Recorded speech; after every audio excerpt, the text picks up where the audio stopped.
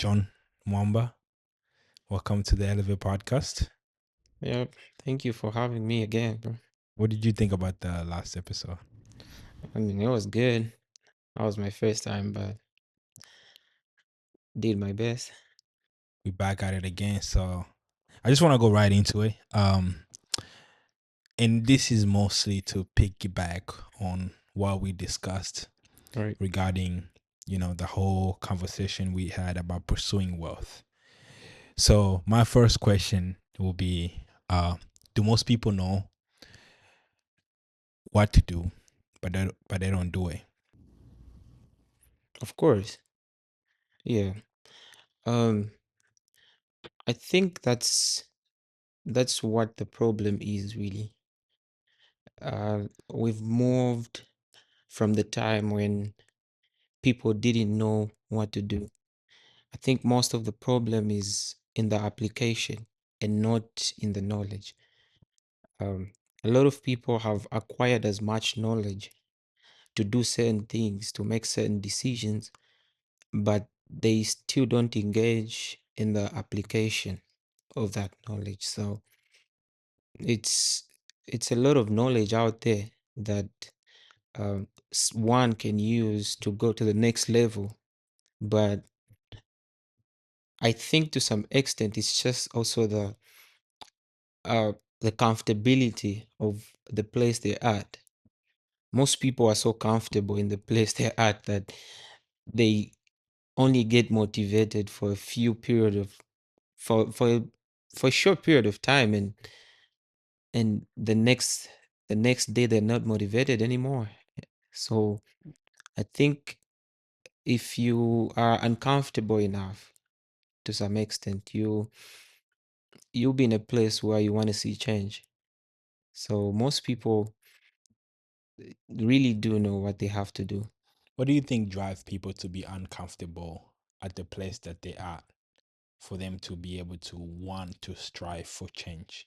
It goes back to what I said the last time on the other podcast, the hunger, an insatiable one, the one that you never get satisfied. You want to see change every time.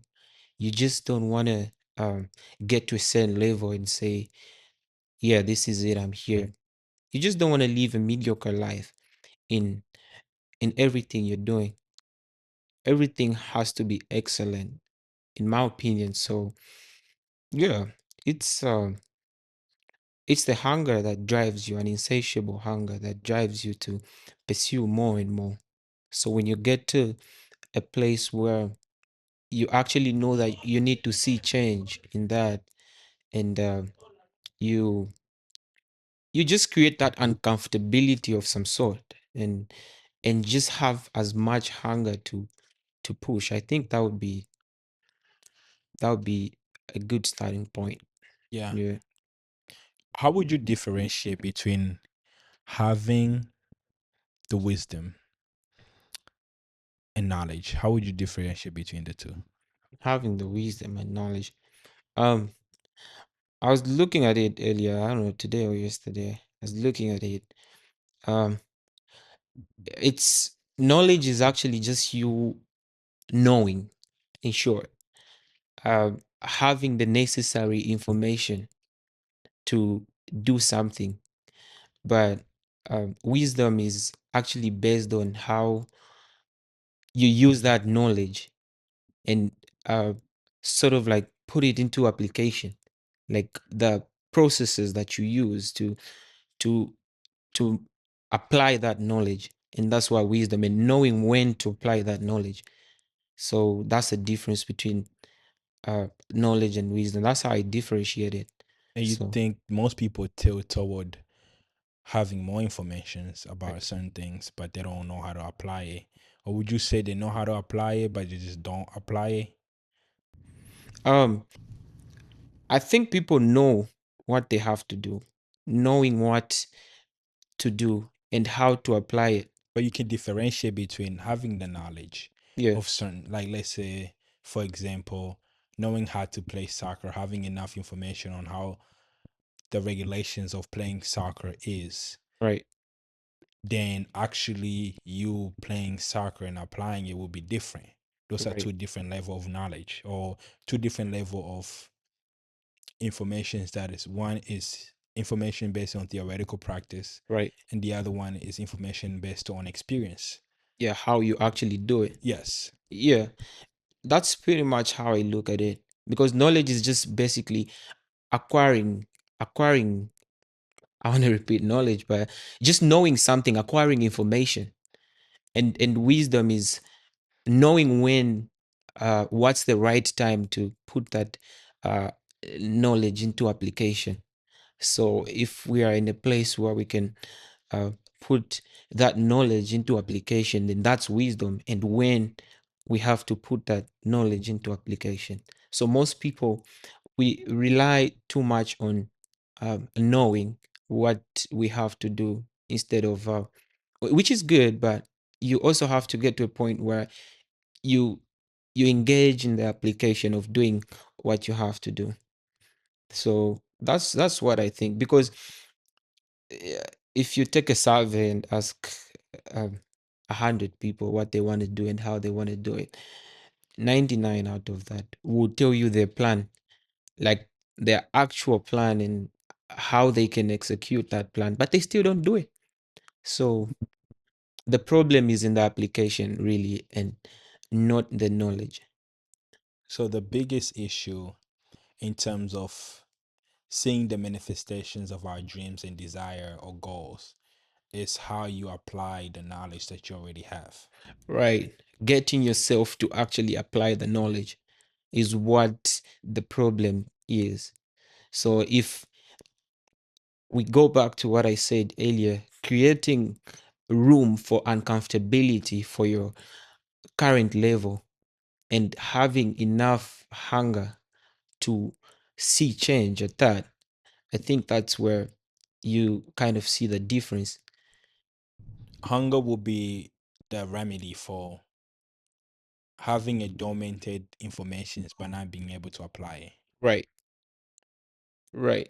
And what do you think would require of a person to get to that level of hunger, Yeah, uncomfortability? uncomfortability. To what degree though? Like poverty level? Not just poverty level. I mean, uncomfortability is, when I say uncomfortability, it's actually broad. Yeah. I'll use myself as an example. Um, I get a few compliments about how I'm one who thinks analytically and logically and whatever. But I don't think I was always like that. I think I shared to you the last time. Hmm. I don't think I'm a person that has always been a little smart with how I come out and all that. There was a certain uncomfortability that I had to adopt to get to a point I am now. I remember in my ninth grade, I was sort of like one of those kids that ended up in the, I wouldn't really say Dow per se, but for lack of a better term, yeah. I didn't even do good in my ninth grade in school. But hey, guess what? 10th grade, 11th grade, I got to a point where I was so uncomfortable because I did so bad in my ninth grade that I was in the second selection of people that proceeded to the 10th grade. Um, most And of the would you like define that second selections? Because I know American. American. Well, yeah. So in Zambia, it's like this, right? So when you're in the ninth grade, and they set a certain uh, cutoff point for the marks you have to get in order to get in the first selection. So the cutoff point was like 350 something points. And guess what I got in my ninth grade? It's so embarrassing, but I had like 317. Yeah, I know, bro. So and guess what? And guess how they used to differentiate the selections back in the day? I don't know how they do it now. I heard there's a new system, but then the kids that didn't really do so well Hmm. in their ninth grade, when they proceed to the 10th grade, they have to go to school in the afternoon. And the smart kids go to school in the morning. So every time I'm going to school, I'm seeing my friends coming out. And Oh, that's okay. when I'm going to school because I'm in the category of the kids that didn't really do well in their ninth grade. So I got to my 10th grade, eventually 11th grade, and I got so uncomfortable. I remember even my brother Peter, actually he did also a good job in just trying to awaken me. Like, hey kid, look. And I was the first one in my family to go to that second selection. I was the last one too. So no one in your family has No been. one, no one. I mean, my dad has some pretty smart kids. So, and I was there like, okay, so here I am. Everybody else is coming back from school, and I'm going to school, and that was. I got so uncomfortable in my 11th grade. I was like, I need to see change. And guess what? That was, I think, towards the end of my 11th grade, going into 12th grade. And in Zambia, how they do school is the final exam in your 12th grade is sort of like work from 10th grade to 12th grade. Okay. You don't get an exam like at the end of 10th grade, 11th grade. No. Like the final exam is data from all 3 years. So I had to grasp that data in 1 year. So I was like, I'm so uncomfortable at this level. And guess what? I'm a kid that goes to school in the afternoon. Yeah. I put it upon myself. I started going to school in the morning together with the morning guys. When they're in class, I stay out and study the whole time, bro. The whole time, literally. And I get in class in the afternoon. When I come out from class, instead of going home in the evening, it's late and my house was pretty far. Hmm. Stayed back and studied for like an extra 2 hours. So it was I was just so uncomfortable to see myself in a place where it was so odd, especially for my family, that I was like, I need to see change. And guess what? In my 12th grade, I did pretty well. And that that necessitated for me to attend one of the best universities in Zambia. So I that's how I look at it pretty much. Like um just creating a room for uncomfortability for your current level and having enough hunger to see change. I think that way you get to a point of seeing success in a way. So yeah, I was so uncomfortable. I with the level I was at, and I'm like, nah, I need to see something here. So from that point, I realized that till now, somehow every time I need to invest in my knowledge as much as I can. If I took a certain amount of time without investing in my knowledge or my wisdom as much as I do, I will go back to that place. So I don't want to go back there. So every time I need to apply, I need to engage in the application of what it takes for me to stay at the level I am now, how I'm able to reason, how I'm able to articulate things, how I'm able to do my math because I'm a math guy. I love that. So how I'm able to do that, I have to engage in the application constantly, and I don't think it's a an ever ending streak. So it's Yeah. something that you will constantly keep Yeah, doing. that's something that I will constantly keep doing Hmm. until I can't. Yeah. That makes sense. I think when it comes to hunger, Yeah. if you have enough hunger or the desire to do something, you definitely see a change. Yeah, that's true. And the beautiful thing about it is that you will see the change in real time. Yep, So if you apply the knowledge correctly, you see the change in real life in real time. of Would you say course. that was something that you had experienced in that moment? Seems like when you went to 12th grade, you were on a different playing field in comparison to the previous year, Yeah, of based on course. you studying a lot and doing all these things that you know you're supposed to do to begin with. Yeah, of course. It was an interesting moment for me. I'm not gonna lie. It was really an interesting moment for me. And of course there was there was a few like minor setbacks here and there, but I still kept my eyes on the goal. How often did you fail in the pursuit of you wanting to be at the next level? How often did I fail in the pursuit? Um, I think I think I only failed in the beginning Yeah. because I was still trying to build momentum Mm, to get to a place of where I can pursue my my end goal smoothly. So I was in a place of failure for a very long time actually. And yeah, but as soon as I realized that I need to do better, I started from that point and kept on pushing, going on, and yeah, until I was one of the kids that got some recognition of some sort. mm. So yeah. How would you say that has impacted the way you see life now, like in terms of just having the whole experience? You know, you're better off now than you were, I would say. Yeah. So that also goes back to what I said earlier. So after all that, right?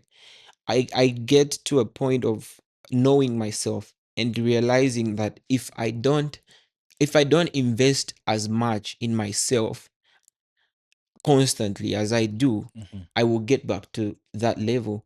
And I know how being at that level is. So I don't want to go back there. You say something about investing in yourself, Right. right? How big is identity, knowing who you are, played in shaping the way you turned out? Um I think like we stated earlier, most people know what they have to do, how to do it and all that, right? Yeah. So But would you correlate people now wanting to do something based on their identity, not knowing their identity? no, No. no, Those two do not correlate they at all. don't correlate at all. And I choose not to believe uh people don't really know what they have to do. That's just something that would take a lot of convincing for me, which I haven't gotten. I choose not to believe that people don't know what they have to do and how to do it. Generically speaking, you choose not to believe that there are actually people out there who don't know what to do, or who know what to do, but they choose not to do it. Yeah, Generically speaking. yeah. A lot of them. And this applies to a lot of people, just everybody. Everybody. I mean, I can't just think of an example off top of my head, on top of my head rather, but I that's how I look at it, honestly. Well, if let's look at it from I would say a modern world, Right. which we live in right now. Everything's accessible to your phone. Yeah. Yet there are people who don't have accessibility to information. Yeah. So that claim will not be applicable to them. That's that's a good analysis, but um I still stand on my ground. I still stand on my ground. Let me If Yeah, go ahead. right, um um if you like I said, right, even the person you claim not to know what they have to do Hmm. or what they want to do and all that, like I said, if you took a survey and interviewed people on what their aspiration in life is, Hmm. 99% out of that would tell you exactly what they want to be. And But they choose they okay, so that's different though. Them knowing the aim does not equate to knowing the process of getting there. but we live in a generation where information is made available to us through Yeah, different what about the resources. people who don't have those resources?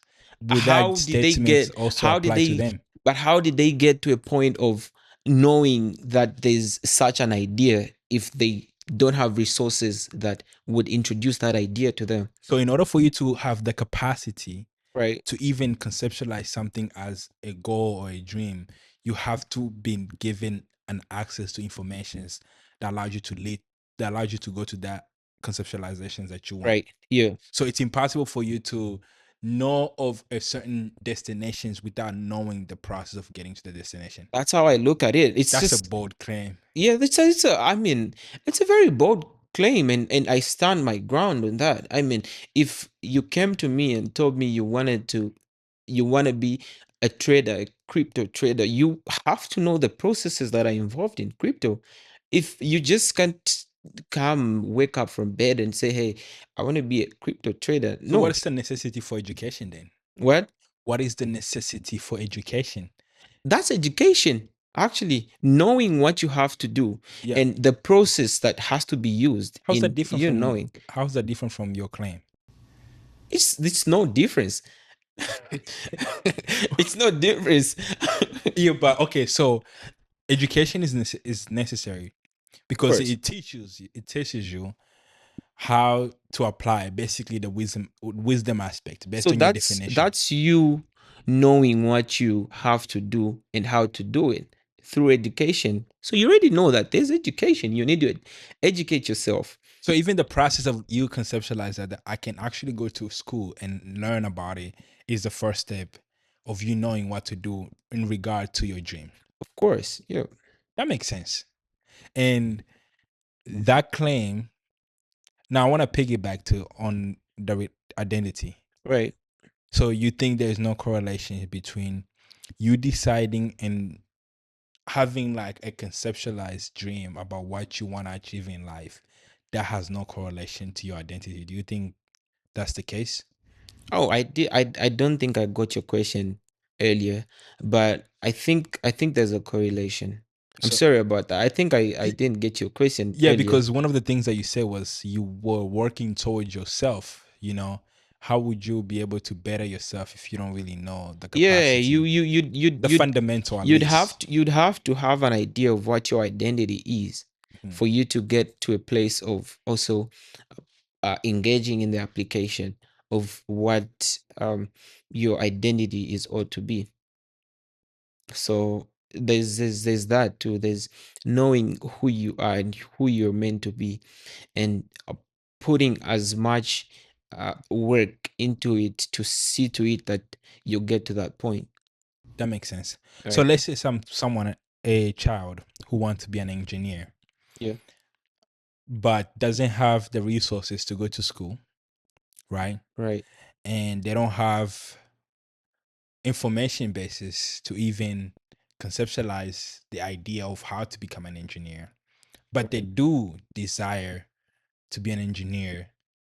Let's say the one thing that exposed them to the idea of becoming an engineer was like a movie they watch. Right. They watch a movie about an engineer, and that led them to aspire to be an engineer. Right.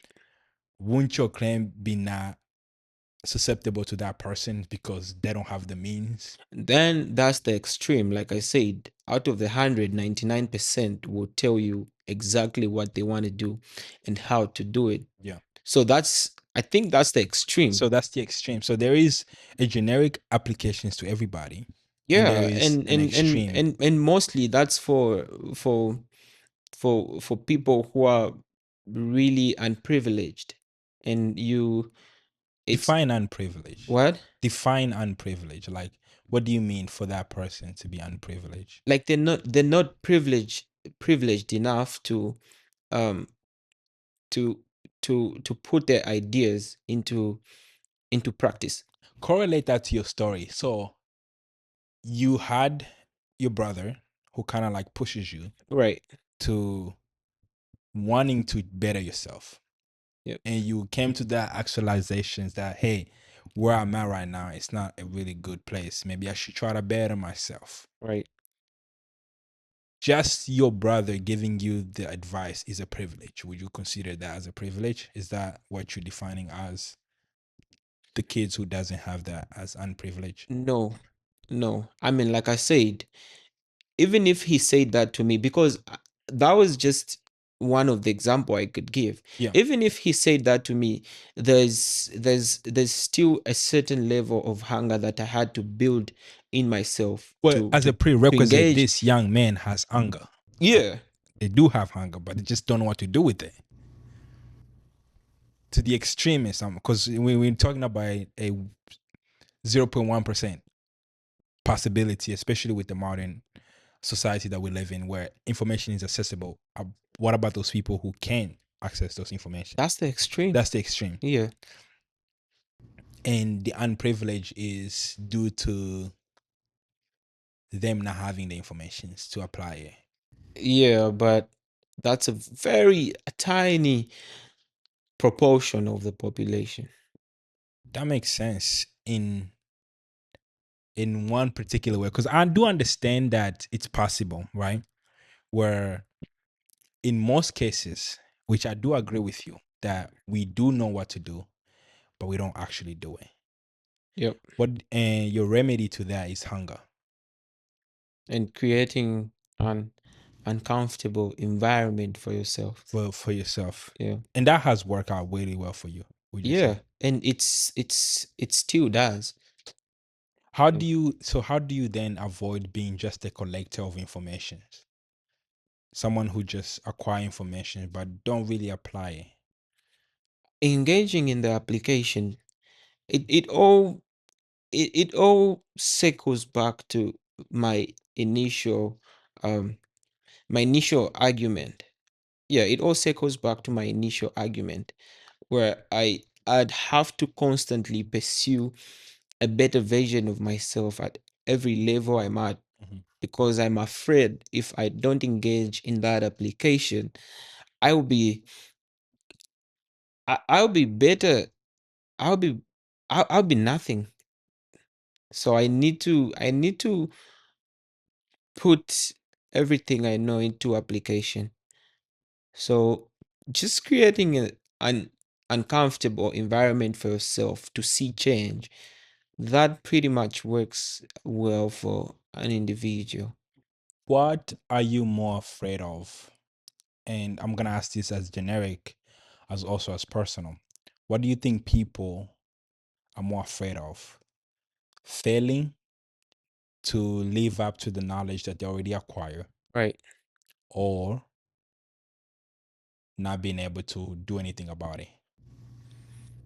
Um I don't think I get the question right, but I can I can try to explain it in the least possible way I've understood it. Um, One thing I know is you can never fail you can never win or lose if you never try. So if you had the boldness to try and you still failed, that's okay. Keep going. But if you didn't have the boldness to even try, then you don't exist in that equation. So you can't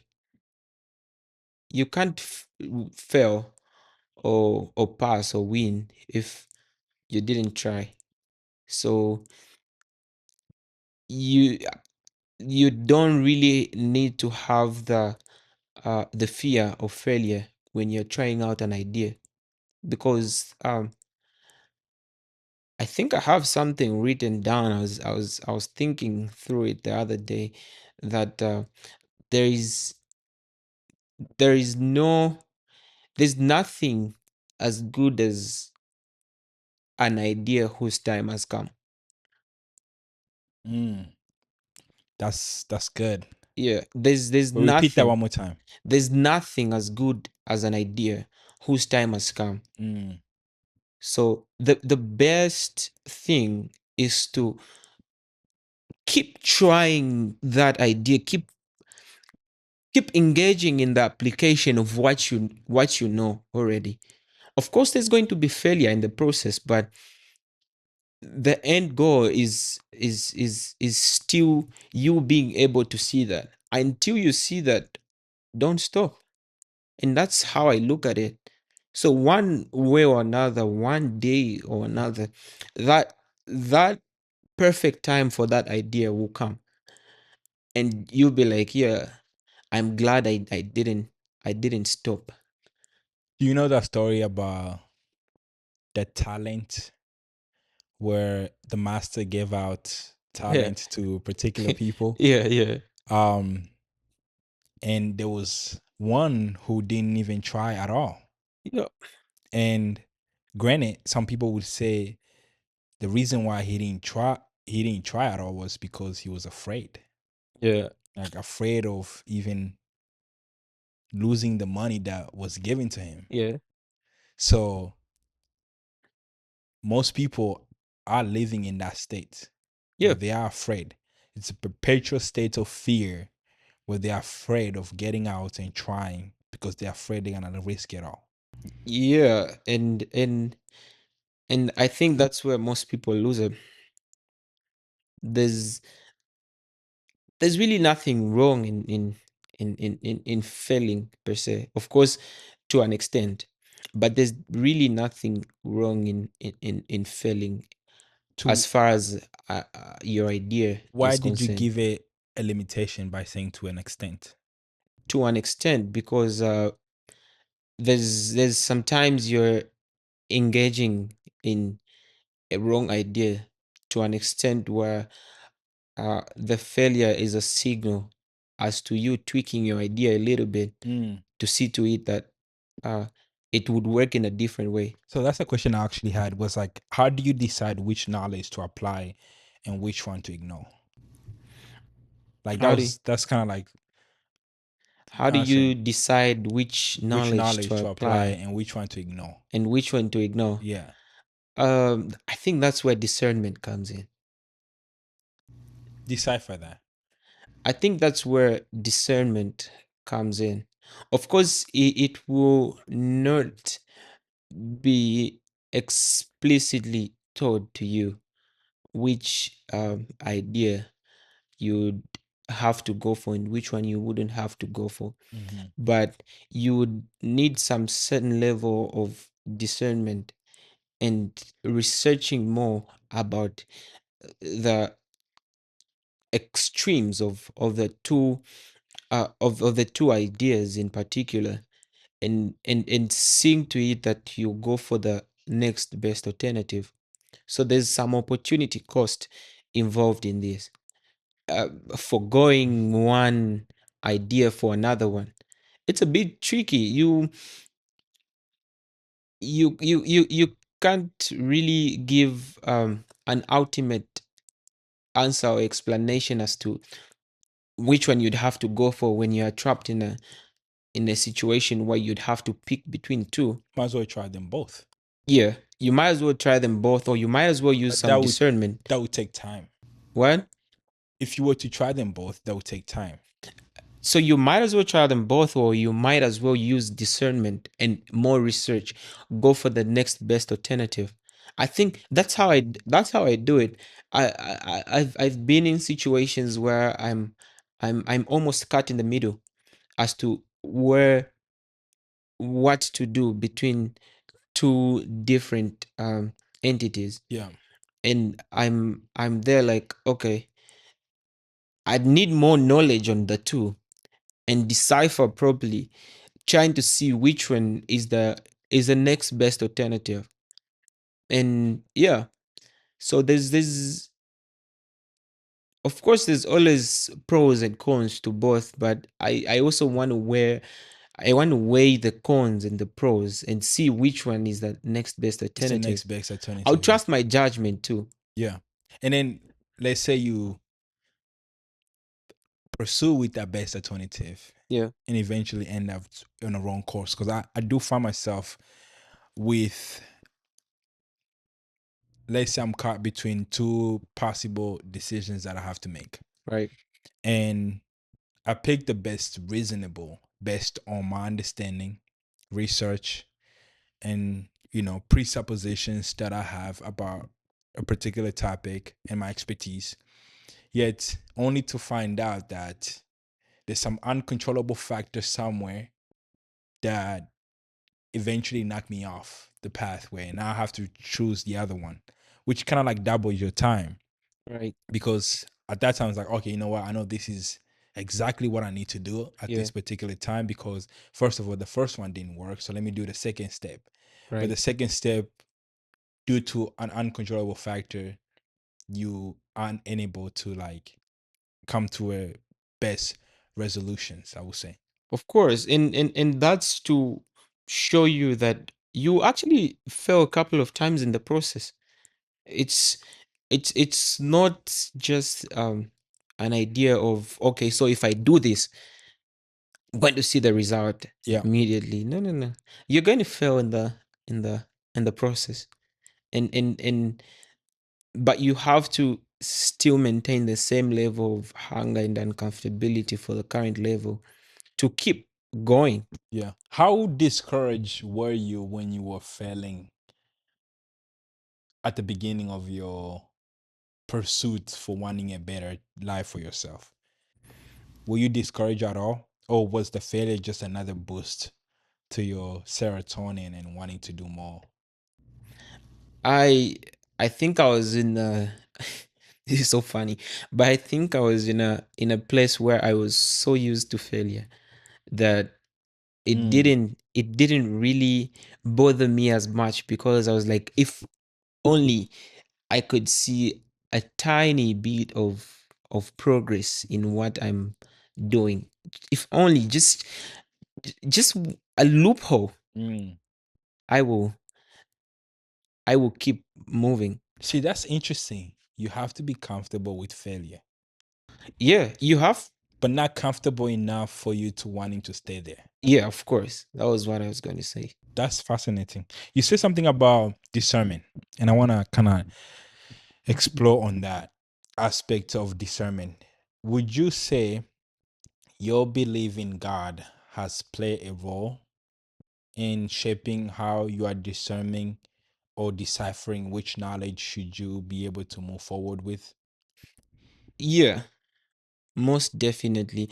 And that relates to the obedience of God.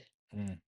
Um, Most often than not, you'll be led, but it's how obedient you are that you will see to it that your idea comes to pass. Super. I want to deconstruct the thoughts of being late for a little bit because I feel like most people, when they say I'm being late, they don't really have a precise definition as to what that look like or what that mean. What does that mean to you when you say being late?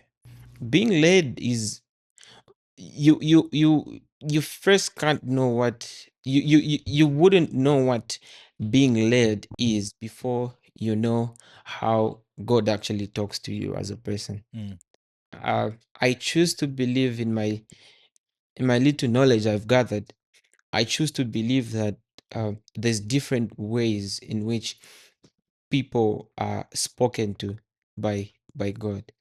So it's entirely, that's personal actually. It's entirely up to you to know how uh, God speaks to you, so you could obey what He's instructing you to do in a particular point in time.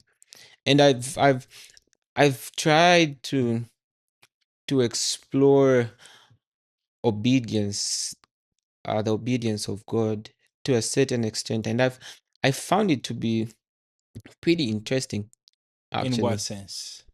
Um, I'll give an example. Remember on Saturday, right at the wedding, Yes. when Mom was preaching about um uh the the wedding that Jesus went to, Yes. and and wine ran out, and there was no wine at all, and and Jesus' mother Mary went up to him and told him, um, "Hey, the wine is done.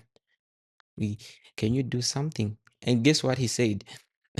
"Woman, my time has not yet come." So that's interesting, right? But to make it even more interesting, like how I thought of it was, after Mary got that response, a a reasonable is kind of an understatement, but um a logical person would be like, okay, I mean, this is my son after all. This is a very rude answer. Mhm. Woman, my time has not come. But guess what?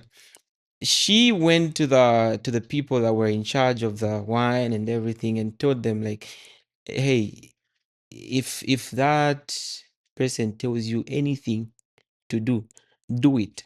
Do exactly as he tells you. Eh, How is it that after getting that kind of response, she still um knew in a way that he's in a place where he could still do something? So in to some extent, she had a certain revelation about um the obedience of God and Jesus Christ in general, that if you are being told something, or if you're being told, if you're being instructed in a certain way, you just have to obey. And guess what? They went there and he told them where the jars, fill them up, and and uh it was wine from there. Like there's nothing that was done. He just told them that get the jars or containers, fill them up with water. And when these guys tasted the water, it was wine. So it was pretty interesting, the type of instruction they were given, but they still engaged in the obedience of Christ, especially in his instruction, that they could see to it that water was finally wine. So that's very interesting, you know. Yeah. Like most often than not, when you're being instructed by God, um it will be something that is actually out of your reasoning, to an extent where a, a layman or someone with motor thinking will will actually suggest that this is bizarre to some extent. But guess what? It's still in the obedience. Peter, for example, he kept toiling, he kept fishing the whole night. He didn't catch any fish. And the following morning, this person comes and tells you, right there where you were putting your net, cast it. Just right there.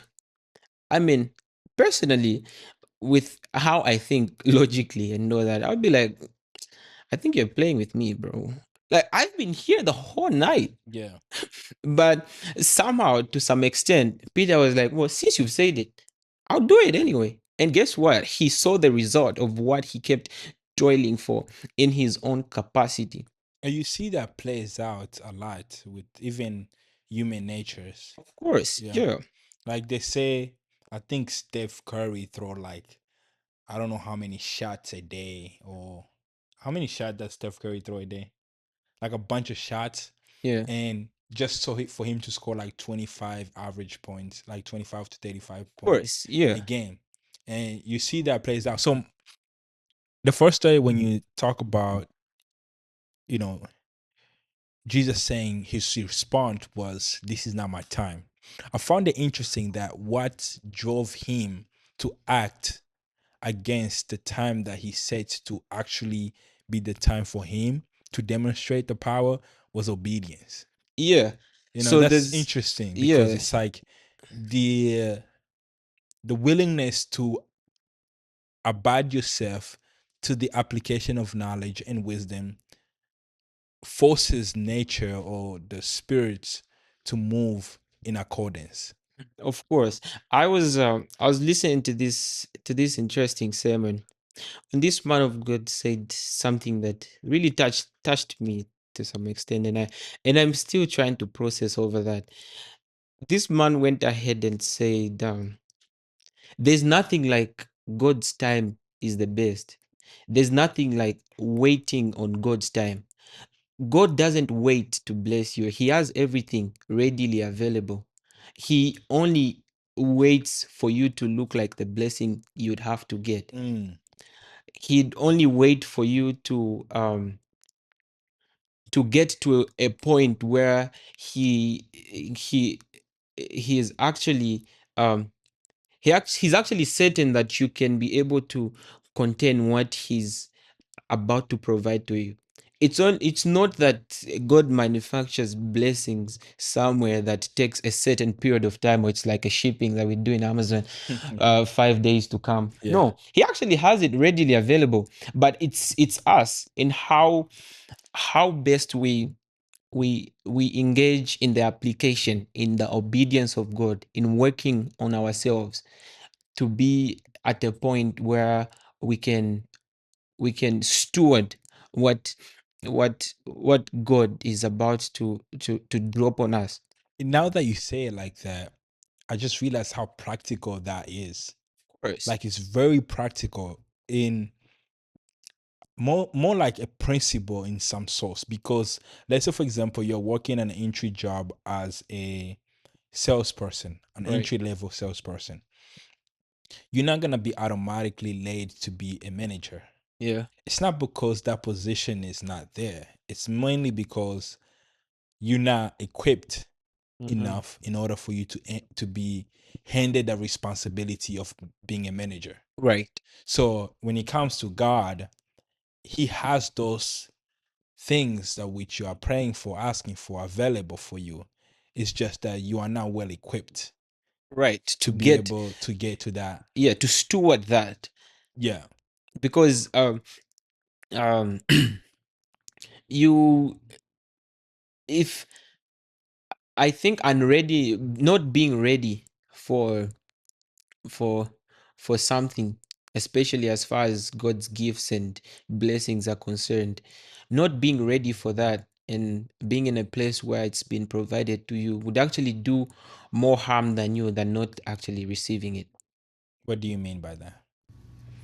It's, I think, in my personal opinion, I think it's better to not see results when you're not fully equipped than it is to see results when you're not fully equipped. Yeah, because it's gonna be self-sabotaging.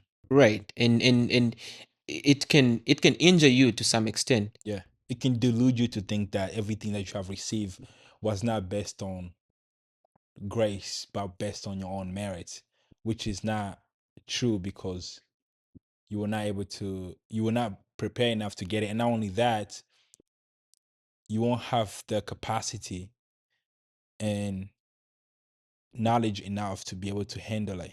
Right, of course. So it become poisonous. It's like It, potential. yeah, it's Potential has potentially, potential. yeah, it's potentially going to be poisonous. Yeah. Even you can try to assess yourself in a way and see the current level you're at, and and count a few years back and be like, with the way I was at that point and how I was reasoning and everything like that, would I have been able to, excuse me, would I have been able to contain or manage what I have now very well? Would I have been able to fully steward what I have now very well? And the answer is no.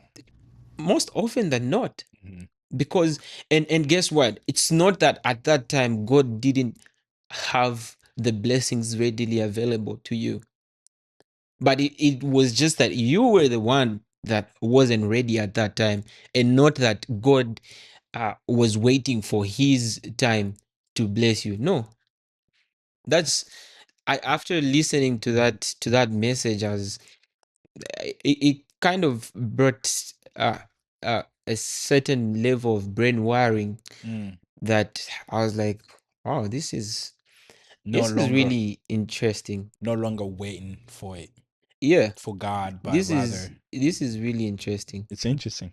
That's an interesting retrospect, I'll say. Yeah. Especially when you're in a day and age where if you are not ready to utilize the opportunity that is being handed to you, then that's gonna bite you in the back. Yeah, And the it's consequences for that is astronomical. yeah, You might not recover from it. most definitely. Yeah. So what hold people back from acting on truth they already believe or they already know? What holds people back? It's kind of hard to give a new answer to your question, because I still relate everything to just being uncomfortable, uh, and striving to see change. A lot of people have a lot of ideas in their mind, and how to execute it. I'd give you an example. Hmm. Like, we're on a podcast, right? This is a product of an idea that was had by you, or either one of the entities that started the podcast, right? This was just an idea, and you were in a place where it was an idea for, let's say, an X period of time, right? Until you go to a place of executing it, you go to a place of like, yeah, this idea definitely has to come to flourish. I choose to believe that in the start, you might have had some minor setbacks here and there, but there's something that still kept you pushing to, keeping the idea alive, Mm. and seeing to it that one way or another, this podcast goes to a next level. So that's a certain level of hunger and a certain level of uncomfortability of, being at one point that you engage so much in trying to see change. So that's why it's I find it very, um very hard to give, uh advice explicitly, because hunger is, intrinsic to some extent. It has to come from you personally. You have to create that room for uncomfortability to see some change in a way. Yeah. And I think when it comes to having the hunger for it, Right. you have to have a paradigm shift. Of course. Yeah. Allows you to see the values in the things that you want to pursue, Right. and also see what would it cost if you don't pursue it. So most of the times information hand in our head, like you said, and yet we don't see the value of how important it would be if we were just to apply those information or Right. those knowledge. Yeah. But if we see the value in it, I think we are better off than just someone who chooses not to have that change in the paradigm. Right. So, how do we solve the problems of not having hunger for certain things in our life? And I think that draws back to what I just recently said. Um, you Hunger is intrinsic. It's that, like I said earlier, a few You cannot moments teach that. ago. You You saw can't that you can't really teach that. there was a reel on actually Instagram, and then Ronaldo was being asked multiple questions about his sons, and the one questions that he didn't even know how to answer was like, "Is he gonna be like you?" And then he said possibly, you know, but they asked him like, "What about greatness, being hungry?" And he Yeah, said, "I can't teach that to him. yeah, you can't. I It's cannot give that to him at all." most often than not, that's actually intrinsic. You'd need to feel uncomfortable in a way for your current level, that you take it upon yourself to make the decision to take the shot. It's not always about, um hey, you should do this, you should do it this way, you should do it that way. Of course, yeah, all that is available, but still, you getting up and do it is entirely up to you, and I can't teach you that, unfortunately. No one can teach anybody that. Unfortunately. Unless you want to do it, there's nothing you can do to elevate. Unfortunately, there's there's there's people that admire a lot of things, that want to be like a lot of things, but they still don't engage in the application of actually seeing to it that what they are aspiring for comes to pass. So it's all in your head. It's all about you to take the step out, and see change. So it's unfortunate enough that you can't really resolve this problem in a way until someone just gets to a place of getting up and doing it and doing it. themselves. Yeah. Well, that was an interesting. I think we're gonna end it there. Right, Um, we're gonna try to follow up with it because I think there is a room to explore, especially with other things that we talked about. right. So for the next episode, maybe we're gonna try to pick back on a different angle. Yeah. And guys, stay tuned. Thank you for coming. Appreciate it, man. See you soon. I'll see you soon, guys.